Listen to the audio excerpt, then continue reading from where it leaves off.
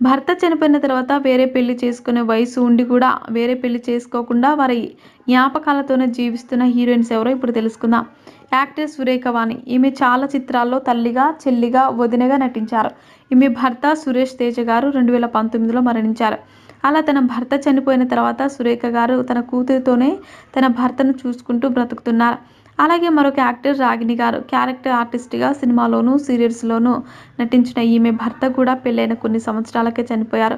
అయినా ఈవిడ పెళ్లి చేసుకోకుండా తన అక్క కూతుర్లను పెంచుకుంటూ జీవిస్తుంది. అలాగే భర్త చనిపోయిన తర్వాత కూడా తన భర్త జ్ఞాపకాలతోటి బతుకుతున్న మరొకరు హీరోయిన్ ఉదయ్ కిరణ్ భార్య ఇషితా కిరణ్. అలాగే బాలీవుడ్ అలనాటి హీరోయిన్ రేఖ గారు. ఈవిడ భర్త కూడా పెళ్లైన అదే సంవత్సరంలో చనిపోయారు. అయినా ఈమె పెళ్లి చేసుకోకుండా ఇప్పటికీ ఒంటరిగానే బ్రతుకుతున్నారు. అలాగే డిస్కో శాంతి గారు కూడా శ్రీహరి గారు చనిపోయిన తర్వాత అతని జ్ఞాపకాలతోనే వేరే పెళ్లి చేసుకోకుండా బ్రతుకుతున్నారు.